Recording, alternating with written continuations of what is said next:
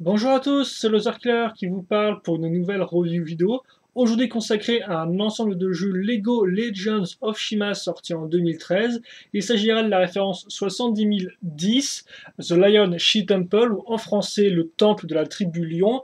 Ça coûte 84,9 € sur le site, enfin sur la boutique en ligne officielle de Lego. Sinon en magasin ce sera plus aux alentours de 100 €. Donc quand même 15 € de différence. Donc vous pouvez mieux commander sur internet si vous en avez la possibilité.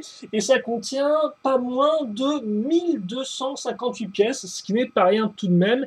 Et avant de commencer, je vous rappelle que mon ordinateur a des petits problèmes. Donc si vous entendez un bruit de fond, eh bien je vous conseille de baisser votre son jusqu'à que vous ne puissiez plus entendre que ma voix. Voilà. Et donc, comme vous pouvez le voir, plus gros set Shima de 2013, donc sorti dans la seconde vague. Donc, grosse boîte, a forcément la bannière Lego Legends of Shima ici, un gros plan sur l'Agravis, donc le roi des lions à ce niveau-là. D'ailleurs, on retrouve aussi tout là-haut, hein, donc sur son temple, avec des véhicules, ça va bien sûr dans la review. Et comme vous pouvez le voir, pas moins là encore de 7 figurines, donc 4 entre guillemets gentils, 3 méchants, voilà, plusieurs tribus représentées, bien sûr, ça on le verra dans la vidéo, et d'ailleurs vidéo qui sera divisée en deux parties. Première partie consacrée aux figurines et aux véhicules, seconde partie consacrée au temple et au bilan, donc mon avis sur le modèle, voilà. Donc, comme vous pouvez le voir en haut, eh bien, on a tout notre petit panel de personnages au complet, donc qui fait la fête, qui est content, hein, donc voilà. Et à l'arrière, bien évidemment, les différents mécanismes qui sont mis en avant. Et j'aimerais dire que pour une fois, eh bien, ça manque peut-être un peu de photos parce qu'effectivement, le temple a vraiment beaucoup de choses et là, il les montre pas toutes. Donc, il y a quand même pas mal de petites choses qui sont encore à découvrir quand vous montrez le modèle, hein, même si vous regardez la boîte, vous aurez encore quelques petites surprises. Après, bien sûr, si vous regardez cette vidéo en entier, vous n'aurez plus vraiment beaucoup de surprises. Du coup, moi, là, par contre, je vais vraiment tout vous montrer dans tous les détails. Donc 3 modes d'emploi pour ce gros modèle, ça semble plutôt normal. Donc le premier est petit et n'est consacré qu'aux petits véhicules. Voilà, bien sûr qu'on verra dans la vidéo juste après. Alors le code que je vous montre, hein, au cas où vous voulez l'avoir pour vous, il ne me semble pas qu'il soit vraiment différent d'un mode d'emploi à l'autre, mais bon, écoutez, vous pouvez le prendre et aller sur le site officiel, le site internet officiel, j'y arrivé. Second mode d'emploi, pas grand chose d'intéressant, il n'y a pas de pub ni rien, si ce n'est qu'il s'ouvre sur le côté, tandis que le troisième mode d'emploi, de la même dimension, lui s'ouvre vers le haut. Et oui, je sais, ça c'est l'information que vous vouliez savoir. Alors par contre, intéressant, c'est la petite entrade, donc bien sûr cette image-là avec le petit QR code à scanner pour avoir, je suppose, le petit teaser ou le trailer de la série animée, qui d'ailleurs en France est diffusée sur Gulli en ce moment, donc en septembre, hein, au moment de la vidéo. Comme vous pouvez le voir, si on ouvre ça, on aura donc les deux côtés, enfin les deux camps, enfin les trois camps, je veux dire, gentil, neutre, plus ou moins, et méchant. Alors à chaque fois, toutes les figurines de toutes les tribus, dans quel modèle elles apparaissent par référence. Et comme vous pouvez le voir, en plus de leur nom, on a aussi leur version seconde vague, donc avec leurs armes et leurs boucliers de la seconde vague et non pas de la première. Bien sûr, pour les personnages qui apparaissent dans cette seconde vague Legends of Shima 2013. Donc vraiment très chouette, hein, qui permet de faire un peu le point et tout. Un autre QR code à scanner pour le modèle en 3D, donc avec des petites animations rigolotes et des gens, enfin des jeunes gens très heureux, comme vous pouvez le voir à ce niveau-là. Le reste, la liste des pièces, une pub pour le jeu de société, excusez-moi. Une autre pour des jeux qui ne sont pas sociétés, donc les modèles de la seconde vague, les Ultra Build, les Speeders, bref, toute la famille y passe, ils sont tous là rien que pour vous, enfin tous ou presque, et la gagne en grande impression. Donc, les modes d'emploi, c'est pas spécialement super intéressant, c'est pour ça que je suis passé 2 minutes dessus. On va passer aux figurines, donc d'abord on va un peu baisser notre caméra pour être à niveau avec la masse, avec une petite figurine. Donc comme j'ai dit, 8 minifigs en tout dans ce modèle-là, voilà. Et donc, écoutez, on va peut-être commencer par les mecs pas très sympas, les méchants. Et on va commencer avec les corbeaux qui, effectivement, sont représentés en la personne de, il faut son nom, parce que je le trouve toujours, de Radzar. Donc Radzar qui ressemble à ceci pour l'instant, en flou d'ailleurs, j'ai envie de dire, mais pas flou pour longtemps, parce qu'effectivement, on va passer en mode macro, voilà. Et on va peut-être aussi passer en mode lumière, quitte à faire. Là, on va tenter d'améliorer ça avec voilà, un peu de lumière artificielle. Donc, Radzar, pas grand-chose à dire sur la figurine. Donc, comme on peut voir, l'avant, hein, voilà. L'arrière. Niveau arme, il y en a une nouvelle, mais ils ne sont pas non plus trop fluides, c'est une seule pièce. C'est donc la tronçonneuse dorée, comme on peut le voir. Pour le reste, il faudra forcément mettre une armure pour accrocher cette petite zélette. Armure, d'ailleurs, qui est une version vague 1, donc pas grand-chose à noter à ce niveau-là. Hein, vous la connaissez bien depuis la première vague, donc pas de nouvelle version ni rien, les petites ailes qui vont bien, la tête forcément qu'on va accrocher, donc je vous la montre pour ceux qui ne connaîtraient pas la tête de Radzar, donc la tête pas trop surpris, quand même un peu neutre, hein, comme on peut remarquer, enfin presque remarquer, et bien sûr la tête totalement déconfite, qu'est-ce qui est en train de m'arriver dans la tronche. Et bien évidemment la tête ne serait pas complète sans le reste de la tête, hein, donc, qui ressemble à ceci. Et comme on peut le voir, petit bec d'acier qui va bien avec le crochet. Donc on peut se demander pourquoi Radzar est dans ce modèle-là. Personnellement, je pense que c'est parce que son pote Rizzo était disponible dans le Mecha Gory. Et donc ils ont dû se dire que dans une vague, ils devaient absolument avoir le duo ensemble. Donc ils ont sorti la seconde figurine. Donc c'est pour ça qu'on a ceci, je suppose. Alors c'est strictement rien, mais bon, ça peut être pour ça. Voilà. Donc bref, Radzar, pas spécialement super intéressant, j'ai envie de dire. Hein. Figurine vue et revue dans la première vague, donc franchement, aussi sorti en speeders, donc franchement, beaucoup d'autres occasions de l'avoir que de payer 85 € pour le temple. Autre figurine méchante, c'est l'ami Crowley, donc le croco, comme ceci.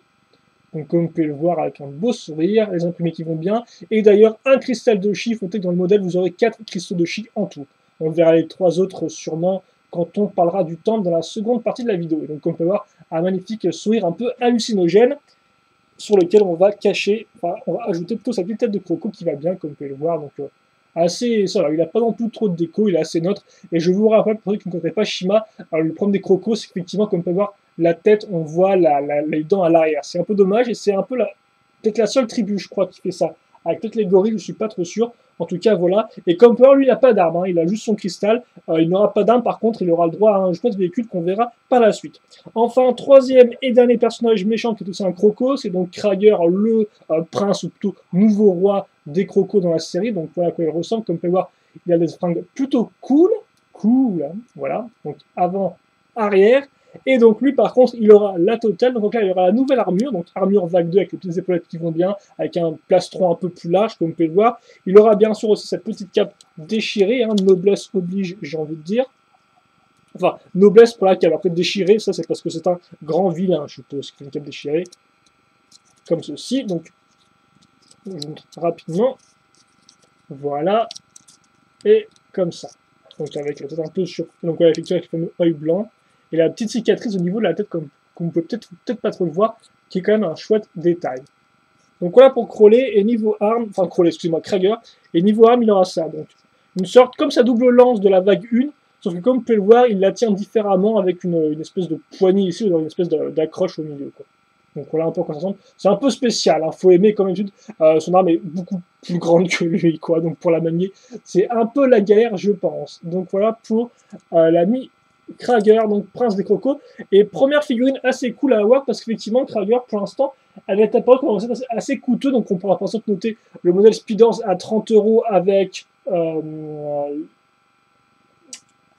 avec l'aval, et par contre en modèle en boîte de jeu, il n'était apparu auparavant que dans le bateau croco qui coûtait genre 75 €. Donc en clair, figurine quand même assez rare, donc on retrouve dans ce set assez coûteux. Enfin, on va passer aux gentils. J'ai bien avec les lions, non pas avec les lions, on va plutôt parler de notre, je crois que c'est le roi, hein, enfin le roi, c'est pareil, il n'y a pas vraiment de roi si je dis pas de bêtises dans les aigles. Alors lui, comment il s'appelle? Ewald, voilà. Donc il ressemble à ça, donc Ewald avec sa toche, comme vous pouvez le voir, et aussi une chouette dague, donc assez classique, mais efficace niveau forme. Voilà pour l'arrière. Et comme son pote corbeau, forcément, il a besoin de petites ailettes pour voler, et d'une armure qui va avec, donc on aura à nouveau une armure vague 1 pour Ewald. La tête, alors par contre il a une phase où il est un peu bizarre, donc les yeux normaux, bon, un peu fatigué normalement, hein, le Ewald.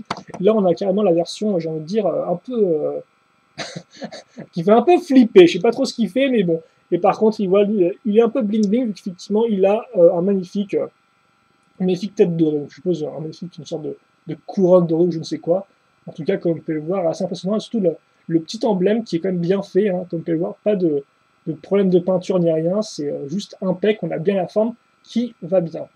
Et donc Ewald, là aussi, figurine plutôt cool à voir, parce qu'auparavant, il n'était apparu que dans un seul modèle, qui était donc la Citadel Aigle, un modèle Speeders exclusif à certains magasins, et en plus coûtait 40 €. Donc là, quand même bonne figurine à avoir dans le temple, hein, donc figurine aussi qui était assez rare, tout comme Krager, j'ai envie de dire.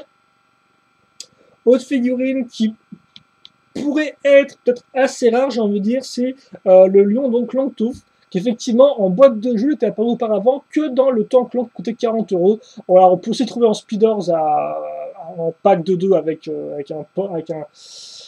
un loup pour environ un peu moins de 20 euros, mais voilà, en boîte de jeu, ça n'a apparu qu'une seule fois, c'était avec le Tank Long, sa seconde apparition en boîte de jeu, donc le voilà. Et comme on peut voir, par contre, contrairement à la version boîte de jeu, enfin la version tank, excusez-moi, il apparaît sans armure là. Donc il y a un petit peu dommage, effectivement, il apparaît juste torse nu.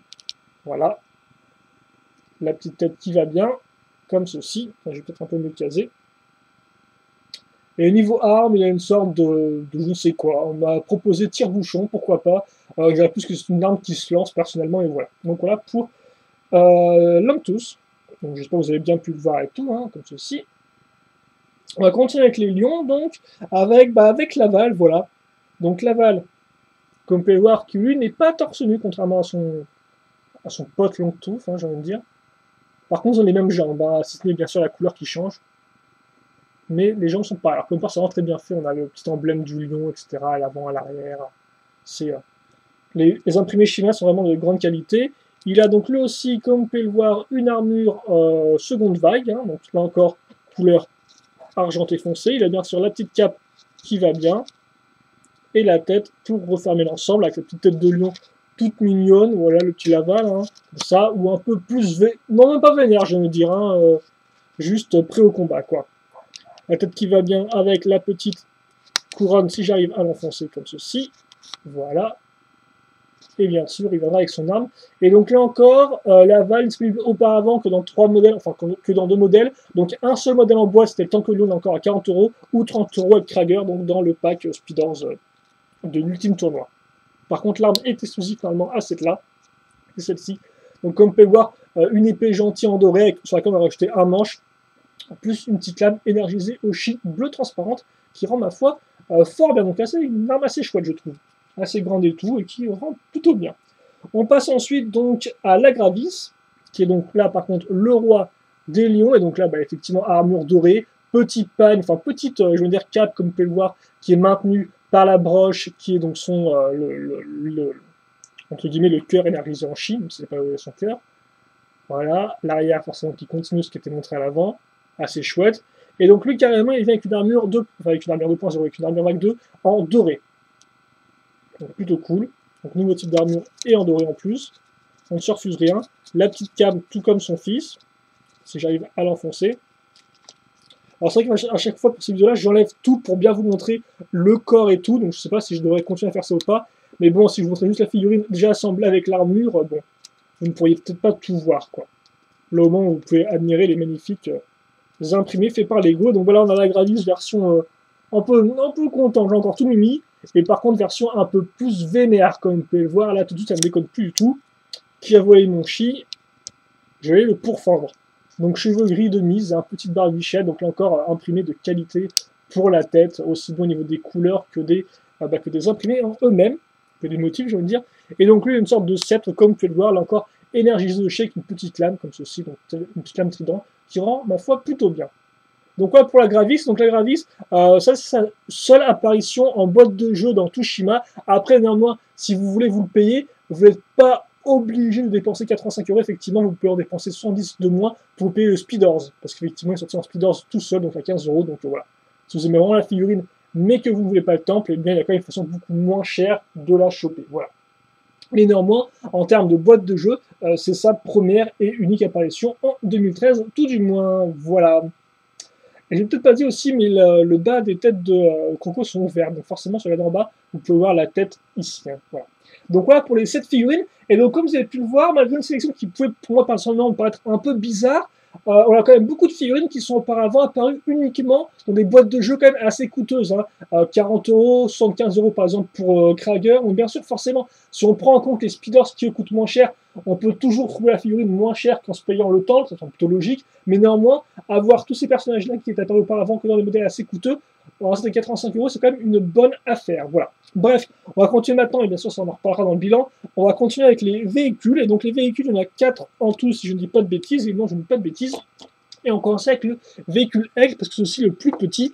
Et donc le véhicule Aigle commencera comme ceci. Donc comme par exemple des pièces de carlingue et des petites pièces pour accrocher des parties jaunes qui serviront à faire les petites griffes donc, de notre véhicule aigle, donc ce qui rend plutôt bien. Au final, avec, j'ai envie de dire, un minimum de pièces, hein, comme on peut voir, il y a à peine 4 pièces d'utiliser, 5 même si on compte la carlingue, parce qu'effectivement, je ne sais pas compter.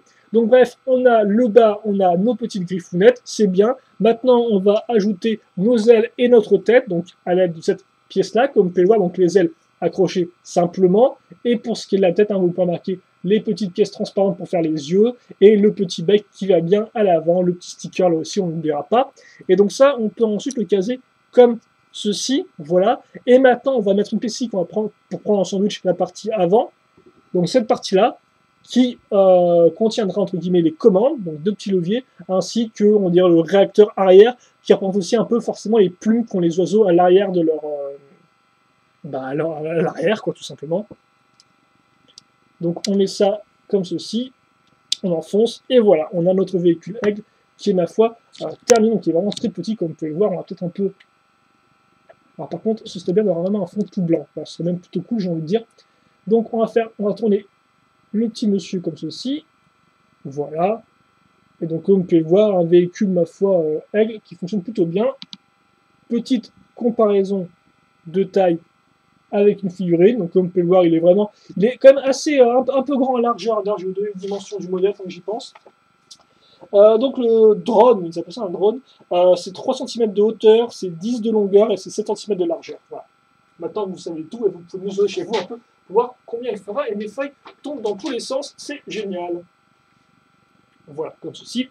Et donc, bah oui, forcément, lui, on ne peut pas le mettre assis dessus, hein, donc vous pouvez le mettre debout, comme cela, et baisser le bras pour qu'il touche à peine les commandes, j'ai envie de dire. Hein. Vous pouvez le mettre un peu comme ça, c'est un peu spécial quand même, comme façon de piloter son véhicule, mais voilà un peu à quoi ça ressemble, avec une main, comme on peut voir, et l'autre pour la dague. Voilà donc pour notre premier petit véhicule qui, ma foi, fait le boulot en assez peu de pièces. Hein. Voilà. On passe ensuite aux véhicules Lion, donc les motos Lion, qui sont là un poil plus complexes tout de même. Et on va commencer avec une partie latérale. Donc comme pour les parties latérales sont faites avec 2 briques avec des trous techniques, hein, comme on peut remarquer. On mettra les accroches pour mettre les roues au milieu. Et surtout on mettra quelques petites plaques au milieu aussi qui serviront donc à créer, à accrocher les 2 parties ensemble. Et aussi avoir une position pour accrocher notre personnage et son volant. L'autre côté, comme vous pouvez le voir, des petites pièces, une petite griffe, hein, donc pour faire les griffes à l'avant, logique. Ce sont des griffes, elles sont à l'avant. Le petit sticker qui va bien. Ensuite, ce qu'on fait, c'est qu'on fait la même chose, x2. On met nos roues. On met ça comme ceci. On enclenche. En dessous, on solidifie le centre à l'aide d'une 2x4. Au-dessus, on mettra un petit volant. Voilà. Et enfin, à l'arrière, on mettra ce petit bloc de pièces. La seule chose vraiment intéressante à retenir là, c'est donc l'usage de cette pièce courbée, comme vous pouvez le voir ici, là, couleur un peu, je veux dire, oui, dans les beiges marrons, qui en plus d'avoir une forme arrondie qui permet de faire passer la roue, a aussi cette partie-là. La partie arrière du véhicule sera très utile pour un mécanisme par la suite. Donc notez-le bien, on en reparlera, je pense, le moment venu. Mais voilà, donc notez bien l'usage de cette pièce-là un peu spéciale. Elle est utilisée non pas juste pour faire joli, pour laisser passer la roue, mais aussi donc pour un mécanisme. Donc ça, ensuite, on l'accroche ici, comme vous pouvez le voir. Hein, donc ça fait qu'on a un véhicule au final qui a assez peu de tenons apparents, si ce n'est à l'avant et ici. Hein, donc vraiment que des parties bien lisses. Et donc voilà pour la petite moto Lion qui est, comme vous pouvez remarquer, terminée. Voilà. Donc on va faire un petit temps là, donc forcément, elle roule sans problème. Hein. Et donc la moto Lion, rapidement au niveau mesure, elle fait 4 cm de hauteur, 10 en longueur et 5 en largeur. Voilà. Et par rapport à une figurine, elle est quand même assez. Elle fait son poids, quoi. Elle n'est pas non plus énormissime, ce qui est plutôt cool. Mais voilà. Et donc après, si on veut, hein, on la met dedans. Enfin, on met la figurine dedans, et voilà ce que ça donne. Comme ceci. Voilà. Donc la moto Lion, qui rend franchement plutôt bien. Elle est assez efficace. Et il faut savoir que dans ce modèle-là, vous avez 2 motos Lion. Donc voilà, la seconde à l'identique. Donc 2 motos Lion comme ceci. Et donc enfin, ça nous permet de passer au 4e plutôt, excusez-moi, et dernier véhicule, mais 3e vraiment différent, distinct, un véhicule donc Croco. Donc la base ressemble à ceci. Donc comme vous pouvez le voir, des pièces, donc des briques système avec trous techniques, on les enfonce, ensuite on prend en sandwich à l'aide de ces deux poutres techniques la chenille à l'avant qui peut rouler, on remet deux plaques sur les côtés, on met les roues vers l'intérieur, ce qui est quand même assez original, donc ça fait qu'elles seront plus ou moins cachées, et donc voilà pour ce qui est de la structure. Comme vous pouvez voir là j'ai une largeur de 6, ça tombe bien, je vais prendre donc une plaque de 6, comme on peut remarquer à ce niveau-là, sur laquelle il y aura donc des accroches pour la gueule et à l'arrière donc les commandes, soit avec des pièces plus stickers, soit avec les petites commandes à ce niveau-là. Et vous noterez aussi l'utilisation d'une pièce en S, donc c'est cette pièce-là qui fait comme ça, qui remonte puis qui repart comme ça, qui sera utile donc pour mettre notre personnage dessus. Et bien sûr, on va aussi peaufiner les côtés à l'aide de ces pièces-là, donc des pièces lisses comme on peut voir avec des petites griffounettes. Donc ça, on le met comme ceci, voilà, hop là, puis ensuite, on accroche ceci, donc je vais y arriver normalement, comme ça, on enfonce tout, je fais bien en sorte de maintenir ça en place, excusez-moi, voilà, donc on a ça qui est fait, et maintenant il ne me reste plus qu'à accrocher donc la gueule de Croco, qui ressemble à ceci, donc comme vous pouvez le voir, hein, ouais, les pièces un peu utilisées, les crocs, les yeux qui vont bien, les petits stickers, donc franchement une belle petite tête de lion assez allongée, de tête de lion sur moi, des crocodiles assez allongés qui rendent plutôt bien. Par contre, vous pourrez aussi noter le creux à ce niveau-là, qui ne sert strictement à rien, il faut bien le noter. Alors, avec un ami avec moi, on pensait qu'on pouvait mettre le cristal de chi, donc de creuser dedans et refermer, mais non, on ne peut pas du tout. Donc ça ne sert strictement à rien, c'est vraiment une sorte d'espace vide. Le seul mécanisme au final, c'est vraiment le fait de pouvoir ouvrir la gueule et donc d'enfermer un lion dedans comme ceci. Et donc après, bon, forcément avec les chiens, ça déconne un peu, mais bon, c'est un peu l'idée. Voilà, donc c'est là, l'espèce de grand véhicule qui mord. Et donc, ouais, donc Comper, c'est plutôt cool parce que c'est la première fois qu'on a un véhicule, bah, j'ai pas envie de dire un véhicule Croco dans la longueur, mais là, lui, il a vraiment toute la mâchoire qui fait genre les 3/4 du véhicule, quoi, donc, enfin les 2/3 du véhicule plutôt. Donc c'est vraiment très spécifique, et en plus, le fait que la plupart des roues soient cachées rend vraiment bien, selon moi. Donc c'est vraiment un véhicule qui est assez novateur et qui est vraiment différent de ce qu'on avait pu voir auparavant, que ce soit dans la tribu Croco ou même dans les 5 autres tribus qui ont des véhicules. Forcément, le putois et le renard, eux, n'ont pas de véhicules à eux, en plus d'être apparus qu'en speeders. Et donc, niveau dimension, pour ce véhicule-là, on est à 100 cm de hauteur, 15 en longueur et 6 en largeur. Voilà. Et donc, comme vous pouvez le voir, hein, on voit à quoi il ressemble. Et donc, forcément, niveau figurine, donc, lui, il est quand même beaucoup plus gros et forcément, il a quand même une dimension de 6 de largeur. Donc, voilà un peu à quoi ça ressemble, comme ceci. Hop. Et puis, quand vous le mettez à l'arrière, hein, vous pouvez. Pourquoi je le mets assis, moi? Il ne me semble pas qu'il soit assis en plus, hein, ce bonhomme-là. Oui, donc, effectivement, il n'est pas assis. Donc, comme ceci, voilà, et puis. Et donc, franchement, un véhicule qui est, ma foi, qui rend vraiment bien. Et donc, bah, écoutez, je pense qu'on a fait le tour de nos véhicules et de nos figurines. Ça a quand même pris un certain temps, mais on l'a fait au moins. Donc maintenant, vous savez tout sur les figurines et les 4 véhicules, je vais arriver, du Temple Lion. Donc on va peut-être faire une petite, une petite pause finale. Et puis si vous voulez, vous pouvez prendre une photo si ça vous intéresse. Alors, quand même, franchement, la petite ceinture là, brodée rend vraiment bien sur la figurine, j'ai envie de dire. Voilà, comme ceci. Donc, alors, comment mettre tous les véhicules et toutes nos figurines? C'est un peu galère, mais grosso modo, on va les mettre par taille, ce sera déjà ça de gagner. Et donc, je pense pas que je vais faire un bilan de figurines maintenant, je pense que j'attends plutôt la fin pour vraiment faire un bilan total, mais comme vous pouvez le voir, niveau figurines, comme je dis, vraiment le truc qui est à retenir, c'est que la part des figurines est quand même apparue avant que dans assez peu de sets en boîte, et surtout souvent qu'une seule fois. Donc ça fait vraiment du bien, enfin, ça fait vraiment du bien. C'est plutôt cool de les avoir. Attends, c'est fou, ça m'attend.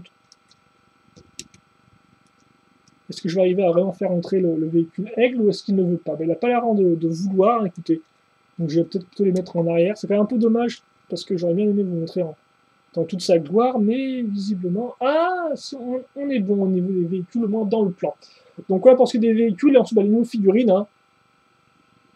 On aura donc notre ami Iwal, donc là encore apparu qu'une seule fois auparavant, seconde apparition, plutôt cool j'ai envie de dire. On aura aussi nos lions donc, qui vont apparaître à ce niveau-là. Ici aussi, je vais y arriver. Donc oui, effectivement, oui, Longtooth, Laval et la Gravis. Donc 3 bonnes figurines, franchement, bah ouais, j'ai envie de les baisser un peu quand même. La Gravis et Laval ont tous les deux leurs armures nouvelle génération. Ils ont la petite cape qui va bien. Donc avoir le père et le fils dans ça, c'est quand même plutôt cool. Et donc après, on n'oubliera pas non plus les méchants, dont le fameux... Bah, vraiment, je veux dire, lui, c'est vraiment le seul... C'est un peu la figurine que je ne comprends pas trop, celle-ci. Hein. Ça aurait été bien s'ils avaient mis Rawson, mais ils l'ont même pas mis. Donc Rawson qui est effectivement donc un peu le, entre guillemets, le roi des corbeaux, et qui n'apparaît que dans 2 modèles. Uniquement dans le bateau, ou sinon en speeders, forcément moins cher. Mais voilà. Après, on pourra aussi dire que Crowley, effectivement, fait un peu trop, mais bon, il fait un peu sous-fifre et tout, donc ça va bien, je pense, pour représenter les crocos. Même si, bien sûr, on aurait tous aimé avoir la sœur de Krager, dont je n'ai plus le nom, hélas. Mais elle est aussi exclusive au bateau, même pas d'apparition en speeders ni rien. Donc c'est pour donner aussi un peu plus d'intérêt au sein du bateau. Et donc voilà, écoutez, je pense qu'on a fait le tour avec toutes nos figurines et tous nos véhicules. Donc comme vous pouvez le voir, il y a du petit monde, il y a du monde. Et donc on va voir un peu comment tout ce petit monde va pouvoir occuper le temple. On va voir un peu les différents mécanismes, les espaces entre guillemets de vie et de jeu pour pouvoir les placer dedans. On verra ça dans la seconde partie. Donc merci à tous d'avoir suivi cette première partie. J'espère qu'elle vous a plu. Si vous avez des questions, des commentaires, n'hésitez pas à me les poser. J'y répondrai avec grand plaisir comme d'habitude. Et puis ceci étant dit, nous on se retrouve entre guillemets tout de suite donc pour la seconde partie consacrée au temple en lui-même et à tout ce qu'il peut bien cacher. Voilà, donc merci à tous et à toutes. Allez, salut.